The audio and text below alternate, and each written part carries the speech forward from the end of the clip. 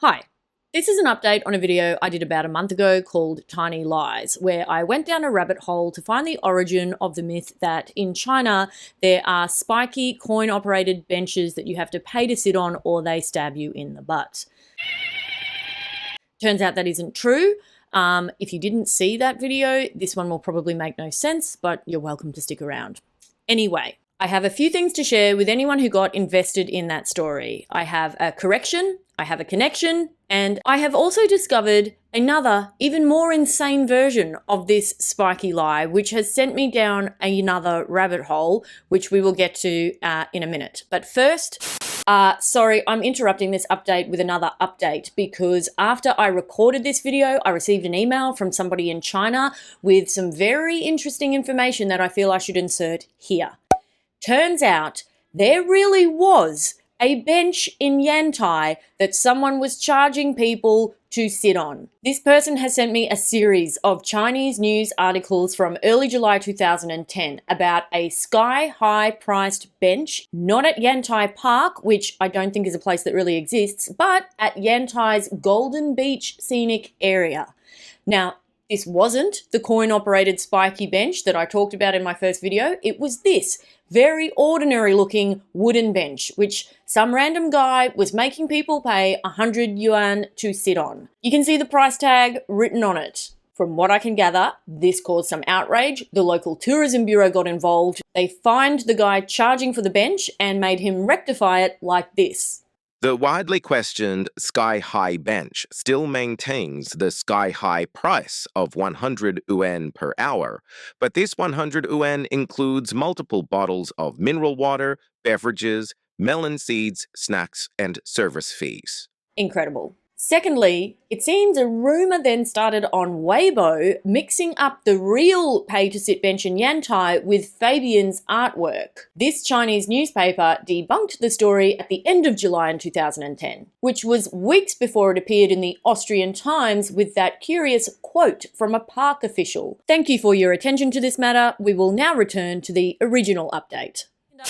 A connection. Look who I finally tracked down. Hi, my name is Fabian Brunsing. I'm a German artist and I made the pay and sit bench. It's him! It's Fabian!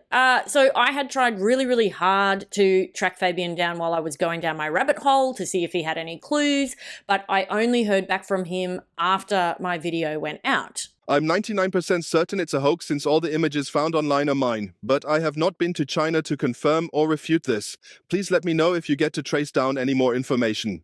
So I sent Fabian my video, he watched it, and then we had a chat, and I thought you might be interested in hearing a little bit of that. It was intended to be a comment on the privatization of public urban space, and now it's a perfect critique on journalistic work and journalistic workflows and ethics, right? I'm going to put the rest of that interview at the end of this video, but for now, I just want to get to the correction. Actually, that should be corrections. So 4 days after my video went out, I received a message from someone on LinkedIn. I know, right? Perfect. Hi, Kirsten. I wanted to let you know that I sent your Tiny Lies video to The Guardian, who agreed to remove the offending factoid from not just the article you pinpointed, but 2 others that had included it. John linked to the 3 Guardian articles in question, and sure enough, when I clicked through to them, they had all been corrected. This article was amended on 28th May 2025. A previous version referred to the installation of pay benches with metal spikes at a park in China. The facts of this case could not be satisfactorily substantiated, and the reference has been removed. And a few days after that, I received an email from The Guardian. Their reader's editor's office wanted to let me know that they'd been alerted to the error, presumably by John, that they'd seen my video and that they had made corrections on not just the 3 articles that John had pointed out to them, but also a 4th in which they had found the claim. So I just want to give credit where it's due. I think that's great. That's exactly how these things should work. When a mistake is pointed out to a media outlet, that they promptly and transparently make a correction. Now, this made me think that maybe I should try and get a couple of corrections made also, so I emailed Places Journal. They got back to me in less than 12 hours to tell me that they had also corrected their piece. Correction. This article was updated on June 19th, 2025, when we removed references to coin-operated spike benches in a park in China. A vigilant reader made a convincing case that no such benches exist, and we regret the error. So kudos to them too, and thanks for calling me vigilant and not deranged. Now, I did also email the New York Times on their corrections email address on the 4th of June, but I haven't heard back yet, and their article still includes the reference, so I'm not sure whether they'll ever see my message and get around to fixing that one.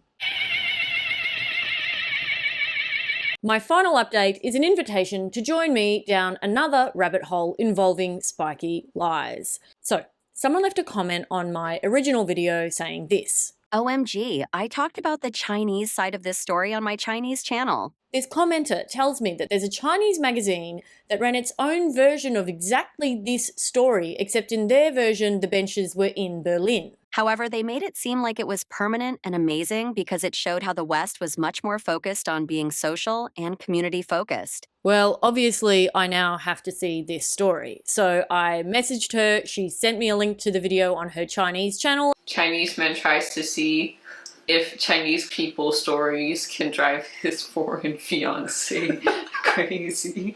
It turns out this is just one of a number of crazy Chinese stories her boyfriend has read her, but I really just want to see the original article. So she sends me some screenshots of it, but it's in Chinese. I send the screenshots to my Chinese friend to tell me what's going on, and they say, there was a Chinese magazine in the 1990s famous for having all these starry-eyed depictions of what life in Western countries is like. And this is a parody of that magazine, so it's kind of a double joke. We're starry-eyed about this bench, and look how it keeps people off their phone. But in the meantime, somebody reposted my original video to Chinese social media. It's doing pretty big numbers on bilibili.com. And I started getting lots of comments and emails from Chinese people who were also sending me links to this Yilin Magazine version of the story. So I got my browser to do the automatic translation to English. Let's read it together. Thorny bench. I won't try to pronounce the author's name, but you can see it there. There is a very special park in Berlin, Germany, which has more than a dozen eye-catching benches covered with 4-centimetre long conical steel spikes. Many tourists say that these chairs are good looking but not comfortable to sit on. Only local residents know that these dozen benches are the most humane design. The designer of the bench is Fabian Brunson, a park ranger. Brunson was a designer when he was young and became a park ranger after retirement. He often sees this scene. 2 people sitting on a bench, the one on the left looking at his phone and grinning, while the one on the right stares at his phone and shouts, "Come on!" They are at most 50 centimetres apart, but their inner worlds seem to be separated by a world of difference. You chat about your things, I watch my game, and we don't interfere with each other. This made Brunson realise that the farthest distance between people is not between life and death, but between 2 people standing close to each other but each paying attention to another world. After some thought, Brunson finally applied to the local government to change the park benches into cone-shaped style. The steel spikes can be retracted for 10 minutes. When the time is up, the chair will emit a sharp warning sound and the steel spikes will pop out again after a dozen seconds. For people who are tired from walking, 10 minutes of rest is enough. But for those who play with their mobile phones, 10 minutes will pass in a flash, which can effectively spoil the fun. Each bench has the same slogan: please don't let the distance you walk here every day be less than the distance your finger slides on the screen.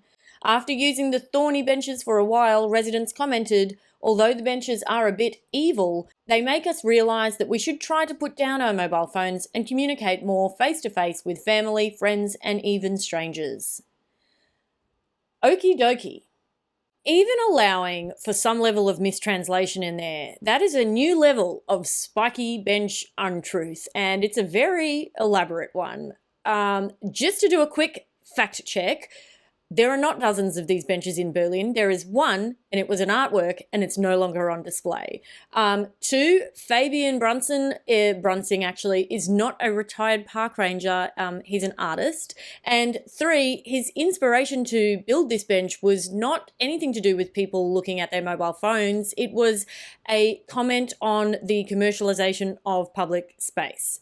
So, what the hell is going on with this article? What is Yilin Magazine? And will I ever sleep again? Someone had replied to the commenter on my video saying this. It's not fair to compare Yilin with New York Times Magazine or The Guardian. It's well known in China that Yilin is a tabloid magazine full of fictional stories glorifying the West. Nobody takes Yilin seriously. But the commenter said this. As someone who has covered Yilin stories on B, it would probably surprise you how many people do take it very seriously and the impacts they had in the whole West simping behavior in China. Yilin also hardcore goes after anyone who publicly claims these stories are fictional. So, is this meant to be a joke or what? I have been trying to find out, and it has been very, very confusing. And after an absurd amount of time spent circular Googling and emailing Chinese pop culture experts and emailing the editors at Yilin, who still haven't got back to me, and trying to track down the author of that article, I eventually realized, no, this article, it's for real. The website it's on has a whole bunch of their other back issues and articles that you can read through. It seems like a really sincere magazine full of sort of literary and creative writing. And someone left this comment on my YouTube channel, which I think is the best explanation of what's going on. Yilin used to be very popular with students back in the day, but these days it's pretty controversial, so you've probably heard people trashing it. The general gripe is that they cherry-pick or even exaggerate small details from developed countries just to take a swipe at Chinese people. Their classic move is spotting something Americans or Europeans do, shoehorning it into some virtuous habit or custom, and then turning around and telling all Chinese people they need to reflect on themselves. Now it is called Yilin's style, and a lot of people like to spoof it just for kicks.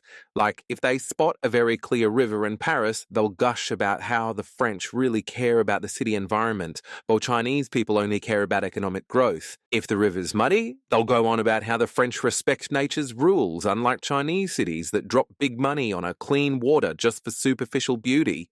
So my conclusion is that I am 99.9% sure that this thorny bench article published in Yilin Magazine in 2014, full of even more spiky lies, is for real. And I cannot believe that the first rabbit hole I went down chasing one tiny lie has led us to another rabbit hole where we have found the exact opposite version of that spiky lie. This is a real chef's kiss ending for me. I want to say thank you to everybody who commented on the first video or emailed me to help me go down the rabbit hole the second time. But for the sake of my mental health, I am praying that there are no more spiky bench lies out there in the world. And it is time to return again to my regular programming, which is reviewing other content creators and channels on the internet. I'm going to leave you with my chat with Fabian Brunsing, the German artist who created the one and only pay and sit coin-operated spiky bench in the world as an art installation, so that you can hear what he has to say about the impact his work has had on the world. Thank you for watching. Your artwork sort of was setting out to make a comment about the commercialization of public space, as I understand it. Do you feel like it's ended up showing us something else about modern life? Yeah, it shows how stories and rumors are made up and how journalism is sometimes generally flawed. Like, if you just copy from uncertain sources and then it becomes a big thing, then it's really hard to trace down that it was just a story and not like reality. And in that way, like it was intended to be a comment on the privatization of public urban space, and now it's a perfect critique on journalistic work and journalistic like workflows and ethics, right? Like, I was thinking that it fit in with a few pre-existing narratives that people have. So people think the Chinese government is really repressive.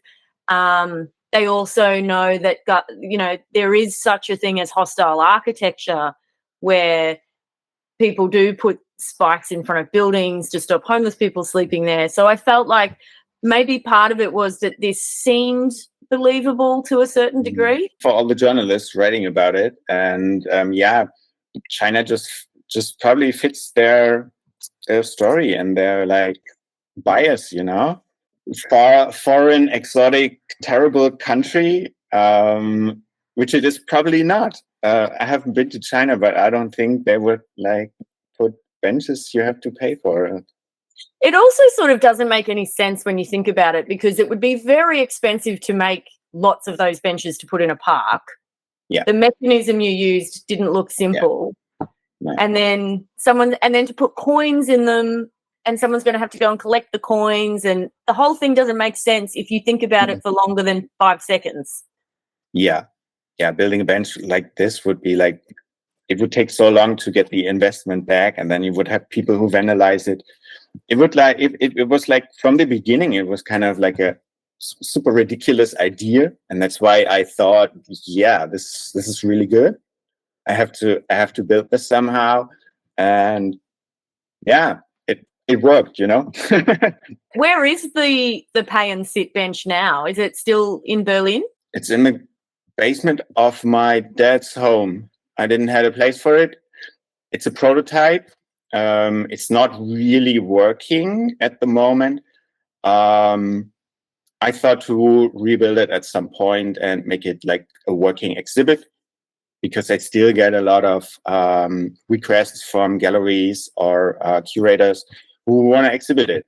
If I find the time and some engineers to help me out, and I would build it again and as a working exhibit. Maybe you could exhibit it in China, in Yantai Park, if there's a Yantai Park.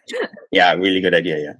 Yeah, I'm just super astounded that people from like exactly other part of the globe are investigating this project 15 years later, and I'm super thankful for you for doing this great work and telling the people what this is about. Thanks so much.